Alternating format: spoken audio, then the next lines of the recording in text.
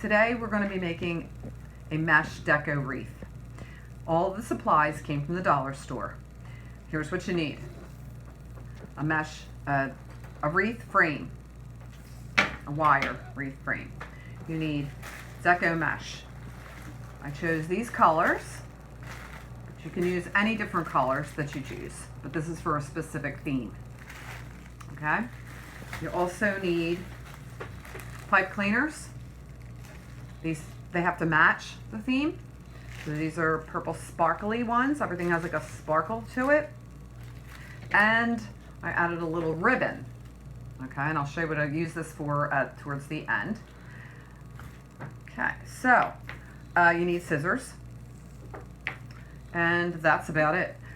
Do it on a surface that you don't mind getting little tiny things all over. And first thing you're going to do is, the Deco Mesh Wreath comes in 6" by 5 yards. Each of these has 6 segments in it. In those 6 segments, you're going to put 5 to 6 of the Deco Mesh roll-ups. Okay? So the way to cut them, it's a real easy way. Instead of cutting each one individually, I roll them out together. So I did it in this pattern. Purple, then blue, then aqua, then green. And I use this to hold down the rest of them from rolling it together. So you don't have to be perfect about it, but you can kind of eye it up about what is 6 inches. I've done so many of them by now that I kind of know, but if you wanted to use a ruler, you could do that.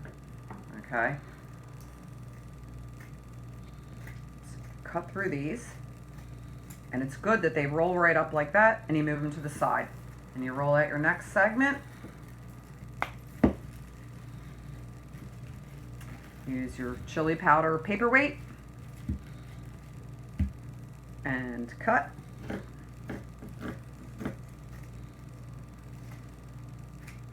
Roll them up. Okay. Now, I did a couple of these before I started, so I wouldn't have to wait for me to cut 30 pieces of mesh out. 30 times 4. Okay. So these are ready to go. And then what you want to do is apply your pipe cleaner to the segment. So what you're going to do is in here, you're going to take, I like to secure the very first one by not only putting it on this ring, there's 4 rings on it. I only use the middle 2. So you put them on this first middle one, tie it twice, and then I'm going to loop it around this one just to keep it steady. Okay, I only do this on every 5th or 6th one when it comes to that middle line. Okay, the other ones are free flowing. So you do that one, and then you do each one. You're going to switch them from here to here to here to here, all the way like that. So alternate the different parts of the ring. The outer ring, then the inner ring, and so forth, so on. So here's the side that I did already. Okay, here's where I adhered it to the separator. And then, so then I went to this one, which is the second one, right?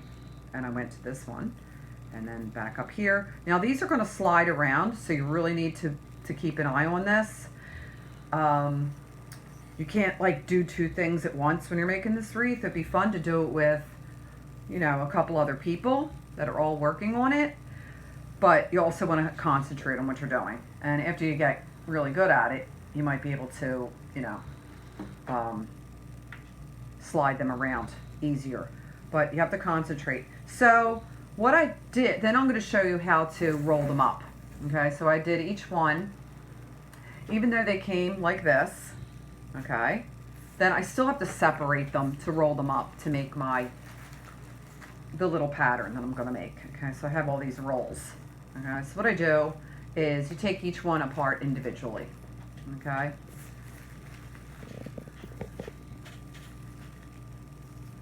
And I kept them in this order. Okay, like the color wheel would be. So in the violet first. And all I do, simple little thing, they're already rolled up, which is nice. Don't try to straighten them out.